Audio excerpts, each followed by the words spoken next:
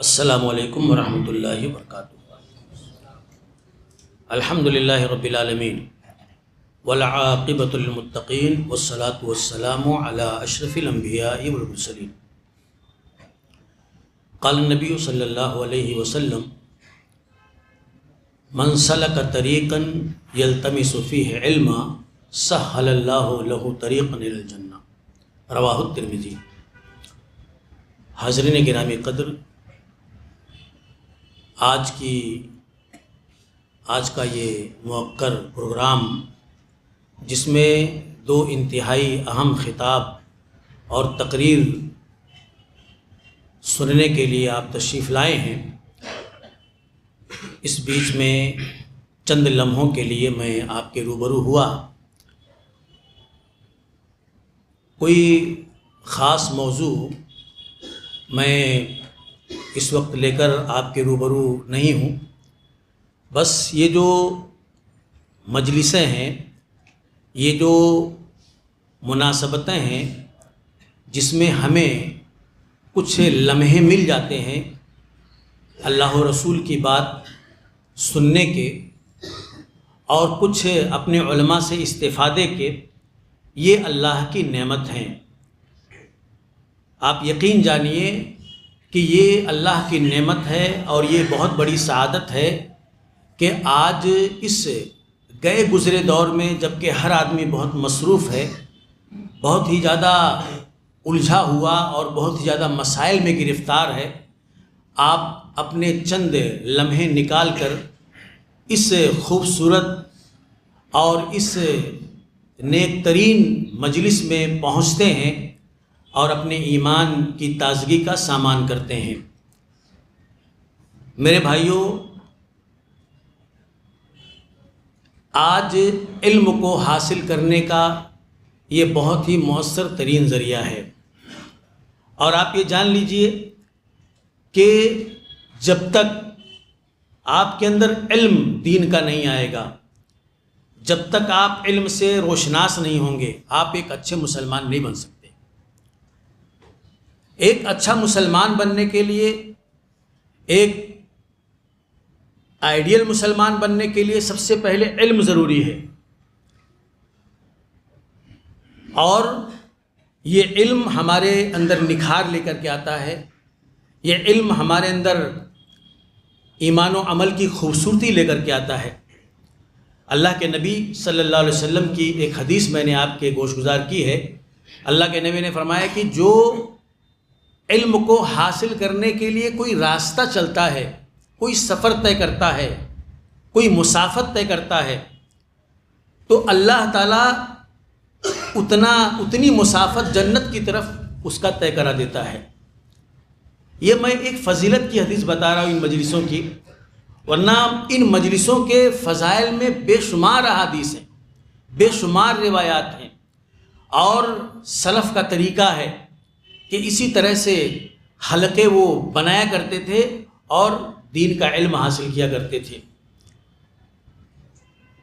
یہی ذریعہ ہے دین کے علم کو حاصل کرنے کا، توحید کو سمجھنے کا، اور اپنی کامیابی اور کامرانی کے مقصد کو سمجھنے کا، یہی ذریعہ ہے میرے بھائیوں۔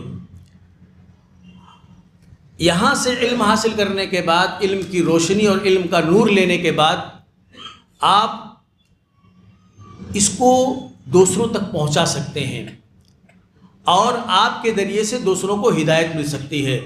میں ایک حوالہ آپ کے سامنے رکھوں، علامہ مقبل بن ہادی الوادی رحمہ اللہ کا، یہ یمن کے بہت بڑے عالم گزرے ہیں۔ دیکھیے کس طرح سے ایک انسان کا علم کتنے بڑے کارنامے انجام دے دیتا ہے اور کتنے لوگوں کی ہدایت کا سبب بن جاتا ہے۔ یہ یمن کے ایک مزدور آدمی تھے، اور یہ مکے کے اندر یہ مزدوری کر رہے تھے، کام کر رہے تھے۔ تو ایک حاجی صاحب جو عمرے کرنے کے لیے، حج کرنے کے لیے جو جاتے ہیں، انہوں نے ان کو کتاب التوحید جو ہے گفٹ کر دی، کتاب التوحید ہدیہ کر دیا۔ ابھی شیخ نے کتاب التوحید کا نام آپ کے سامنے لیا ہے۔ میرے بھائیوں، کتاب التوحید ہوئی، تقویۃ الایمان ہوئی، یہ کتابیں سلفیت کی نشر و اشاعت میں انہوں نے بہت بڑا رول ادا کیا ہے۔ ہزاروں لوگ کتاب و سنت کے اوپر آئے ان کتابوں کو پڑھ کر کے. یہ ایک بہت بڑی مثال اور بہت بڑا حوالہ میں آپ کے سامنے پیش کر رہا ہوں. ان کو کسی حاجی نے، کسی معتمر نے ان کو کتاب التوحید ہدیہ کی. انہوں نے لیا، اس کو پڑھا. اب جب پڑھا تو ان کا شوق علم اور بڑھ گیا. پڑھا تو انہیں بہت اچھا لگا. دیکھو، توحید انسان کی فطرت کو اپیل کرتی ہے، توحید انسان کے باطن کو جھنجھوڑتی ہے. انہوں نے اس کو پڑھا تو ان کو بہت اچھا لگا. ان کی فطرت کی جو آواز تھی وہ بلند ہوئی اور انہوں نے کہا اسی طرح کی مزید کتابیں مجھے پڑھنا ہے. پھر انہوں نے اپنا مطالعہ جاری کیا، دوسری کتابیں توحید پر، سنت پر انہوں نے پڑھی. اور پھر کچھ مشائخ سے ان کی ملاقات ہوئی اور علم کا شوق ان کا انہوں نے دیکھا کہ ان کا داخلہ جامعہ اسلامیہ مدینہ میں کرا دیا. وہاں انہوں نے پڑھا اور پڑھ کر کے انہوں نے وہاں پر ڈاکٹریٹ بھی کیا، ایم اے بھی کیا. اور وہاں سے پھر یہ یمن گئے، اپنے ملک. اور یمن میں انہوں نے سلفی انقلاب برپا کیا. مزدور تھے، کام کر رہے تھے، اور ایک کتاب نے کیسے نہ صرف ان کی زندگی کو بدلا بلکہ ہزاروں لوگوں کی زندگیوں کو بدل دیا. بعض لوگوں نے کہا ہے کہ علامہ شوقانی کے بعد سلفیت پر سب سے بڑا کام علامہ مقبل بن ہادی الوادعی نے کیا ہے. یہ کتابیں جو دی جاتی ہیں، جو گفٹ کی جاتی ہیں، جو ہدیے میں دی جاتی ہیں، ابھی صوبائی جمعیت نے تقریباً 8 کتابیں طبع کرا پر، عقید و منہج پر، اس کو بہت سے لوگوں تک پہنچایا ہے. المیہ یہ ہے کہ لوگ کتاب لے کر کے اور پھر اس کو رکھ دیتے ہیں. آپ اس کو پڑھیں تو صحیح، دیکھیں اس کتاب میں کیا ہے، کیسے آپ کے دل و دماغ کو یہ کتاب جھنجھوڑتی ہے. یہ کتابیں کس طرح سے آپ کی زندگی کے اندر انقلاب برپا کرتی ہیں. کتابوں نے سماج کو بدلا ہے، معاشرے کو بدلا ہے، حکومتوں کو بدلا ہے. بہت بڑی مثال علامہ مقبل بن ہادی الوادعی، اتنا بڑا توحید کا کام یمن میں کیا انہوں نے. اتنی کتابیں لکھی، مدرسے قائم کیے اور سلفیت کا غلغلہ بلند کر دیا پورے یمن کے اندر. اس طرح سے علم کے ذریعے سے دعوت کا، تبلیغ کا کام ہوتا ہے. میرے بھائیوں، آپ ان مجلسوں سے اور ان علمی مناسبتوں سے آپ جڑیں اور جڑ کر کے علم کو حاصل کریں. آج دیکھا یہ جا رہا ہے کہ دھیرے دھیرے یہ مجلسیں اور یہ مناسبتیں دھیرے دھیرے ویران ہوتی جا رہی ہیں. اب لوگ ان کی اہمیت کو نہیں سمجھ رہے ہیں. لوگ یہ سمجھتے ہیں کہ اب یوٹیوب آ گیا، اب فیس بک آ گیا، یا اسی طرح سے اب اسکرین آ گیا، تو اب ہم کو ان مجلسوں کی ضرورت نہیں رہی. اب ہم یوٹیوب پر سن سکتے ہیں، ہم فیس بک پر دیکھ سکتے ہیں، ہم اسکرین پر تقریر سن سکتے ہیں. میرے بھائیوں، ایک وائس کو، ایک عالم دین کو اس کے سامنے روبرو سننا، اس کی آنکھوں میں آنکھیں ڈال کر کے، جہاں آپ اس کے چہرے کے تاثرات کو دیکھ رہے ہوں، جہاں آپ کی نظر کیفیتوں پر ہو، جہاں وہ اپنے دل و دماغ کی توانائیوں کو نچوڑ کر کے آپ تک اپنے دل کا درد پہنچا رہا ہو. آپ کبھی اسکرین پر اس چیز کو پا سکتے ہیں؟ کیا کبھی اسکرین کی تقریر سن کر کے آپ کا دل نرم ہوا، آپ کی آنکھوں میں آنسو آیا؟ لیکن انہی مجالس میں لوگ روتے تھے اور گناہوں، معصیت کی زندگی سے توبہ کیا کرتے تھے. یہ ہمارے سلف کی روایت ہے. دین کو سیکھنے کا، علم کو لینے کا فطری طریقہ یہی ہے میرے بھائیو، جو ہمارے سلف سے چلا آیا ہے. یہ ایجادات اور اختراعات ہیں، آگے اور بھی بہت ایجادات اور اختراعات آئیں گی، لیکن اس کا وہ متبادل نہیں بن سکتے، اس کا وہ متبادل نہیں بن سکتے. آج بڑے افسوس کی بات ہے، ہمارے بعض بھائی اس طرح کی باتیں کر کے ان محفلوں کی اہمیت کو گھٹاتے ہیں، جلسوں کی اہمیت کو گھٹاتے ہیں، کانفرنسوں کی اہمیت کو گھٹاتے ہیں. کہتے ہیں بہت زیادہ پیسہ خرچ ہو جاتا ہے اس میں اور قوم کا مال برباد ہو رہا ہے. میری سمجھ میں نہیں آتا، دعوت کا کام اور دعوت کے کام پر اگر پیسہ لگ رہا ہے تو آپ دعوت کے کام کی تلنا پیسوں سے کر رہے ہیں.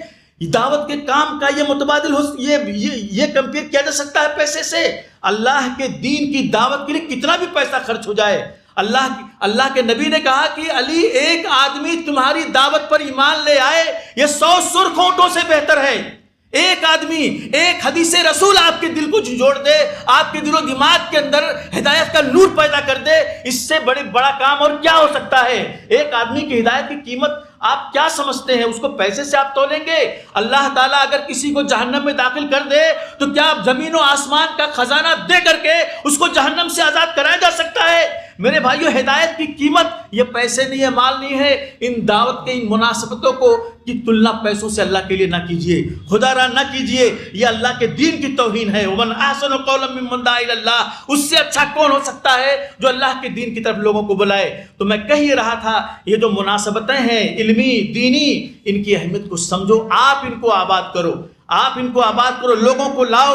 ایک شخص کو آپ لے کر کے آئے، اور میں آپ کو بتاتا ہوں کہ یہاں ہمارے جو اسٹیج ہوتے ہیں، ہماری یہ جو مناسبتیں ہوتی ہیں، یہاں آپ کو صحیح علم ملے گا، یہاں آپ کو صحیح چیز ملے گی، یہاں موضوع من گھڑت واقعات آپ کو نہیں ملیں گے، یہاں کوئی سیاسی ایجیٹیشن چلانے کی بات نہیں کی جائے گی، یہاں عالم اسلام کی خبریں آپ کو نہیں بتائی جائیں گی، یہاں کتاب و سنت کی بات اور صحیح بات، سچی بات، کھری بات جو معیار صحت پر کھری اترتی ہو وہ آپ کو بتائی جائے گی۔ یہاں لوگوں کو من گھڑت واقعات اور اڑن کھٹولے سنا کر کے اور جو ہے لوگوں کو کرامتیں بتا کر کے لوگوں کو خوش کرنا اور لوگوں کو خوش فہمی کے اندر مبتلا کرنا، یہ ان اسٹیجوں کی خصوصیت نہیں ہے میرے بھائیو۔ یہاں سے صحیح مستند اور یقینی علم آپ کو ملے گا، یہ اس کی گارنٹی اور ضمانت ہے اس اسٹیج کی۔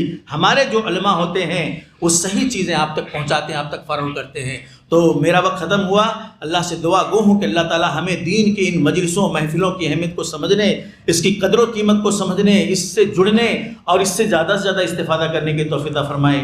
آمین۔ وآخر دعوانا الحمدللہ رب العالمین۔